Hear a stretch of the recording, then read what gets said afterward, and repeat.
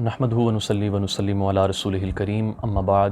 فاعوذ باللہ من الشیطان الرجیم بسم اللہ الرحمن الرحیم۔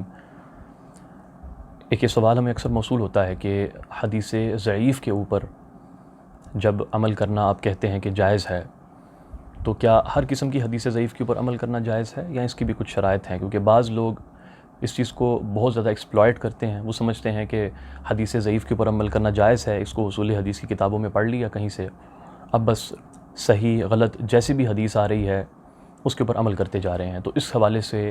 یہ کلیریفیکیشن بہت ضروری ہے۔ بحمد اللہ تعالیٰ اس کے اوپر ہم پہلے بہت تفصیل میں ایک سیریز بنا چکے ہیں جس میں ہم نے حدیث ضعیف کو مختلف اینگل سے ڈسکس کیا ہے۔ ایک مرتبہ اگر وہ سن لی جائے تو اس حوالے سے جو کنفیوژن ہے وہ دور ہو سکتی ہے۔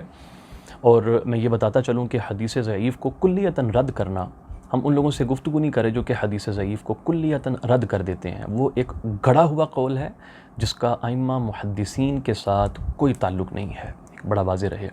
ہم ان لوگوں کے ساتھ گفتگو کر رہے ہیں جو حدیث ضعیف کو بس حدیث ضعیف کا نام دے کر ہر جگہ پر قبول کرنے کی کوشش کرتے ہیں۔ انہوں نے ایک جملہ بس رٹا ہوا ہے کہ حدیث ضعیف ہے تو وہ ہر طرح قبول ہو جائے گی، نہیں، اس چیز کو بڑا غور سے سمجھنا ہے کہ حدیث ضعیف کے بھی رینکس ہوتے ہیں، اور حدیث کے اندر ضعف جو ہے وہ یا تو راوی کی وجہ سے ہوتا ہے یا اس کی سند کی وجہ سے ہوتا ہے یا تو متن حدیث کی وجہ سے ہوتا ہے۔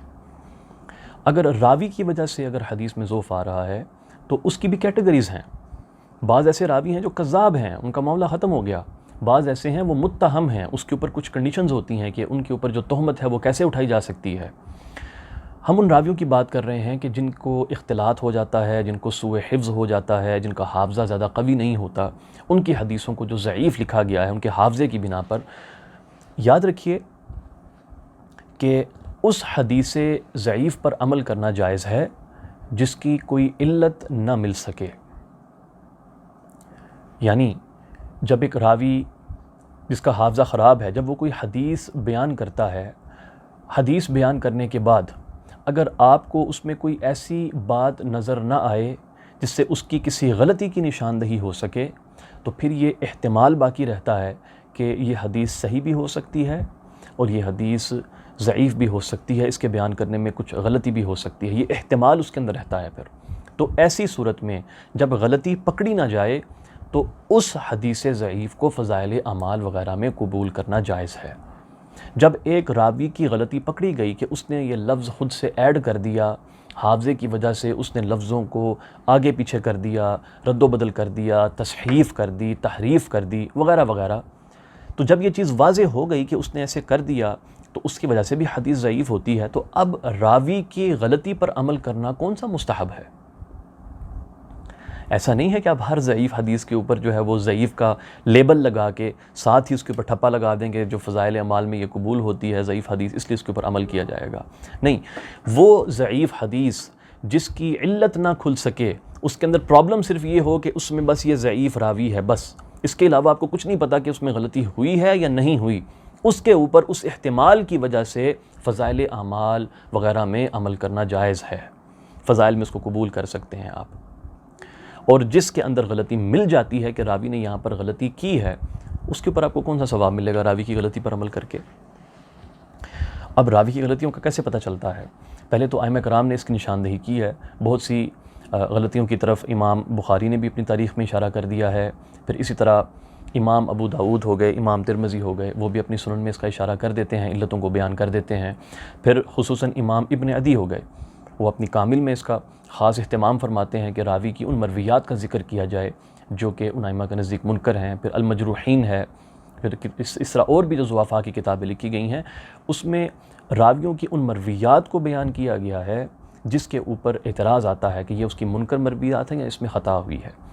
ان کتابوں میں حدیث کے آ جانے کا مطلب ہرگز یہ نہیں ہوتا کہ 100% واقعتاً راوی سے غلطی ہوئی ہے،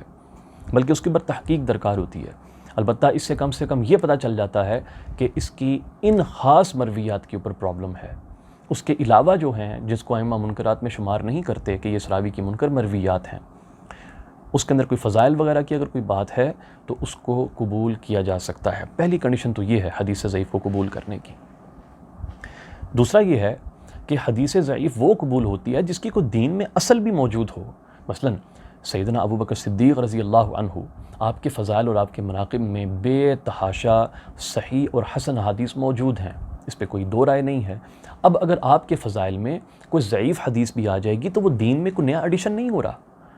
کہ جس کی وجہ سے آپ یہ کہیں کہ اس کو ہم قبول نہیں کر سکتے، کیونکہ سیدنا ابو بکر صدیق رضی اللہ تعالیٰ عنہ کے فضائل میں احادیث آلریڈی اسٹیبلشڈ ہیں،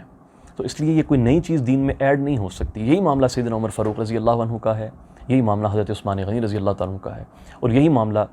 حضرت مولا علی کرم اللہ وجہ الکریم کا ہے۔ اب رہ گئے وہ اشخاص یا وہ معاملات یا وہ ایام جن کے بارے میں سرے سے کوئی ایک اصل میں بھی آپ کو کوئی صحیح یا حسن حدیث نہیں ملتی، اس کے بارے میں حدیث ضعیف کو قبول کر لینا یہ بدعات کا راستہ کھولنے کے مترادف ہے۔ یہ دوسرا پوائنٹ ہے اس کا۔ اب تیسرا یہ ہے کہ ہم حدیث کے متن کو بھی دیکھتے ہیں، یہ نہیں کہ بس یہ حدیث ضعیف ہے کیونکہ اس کے اندر راوی ضعیف ہے تو بس اس کو ہم قبول کر لیں گے،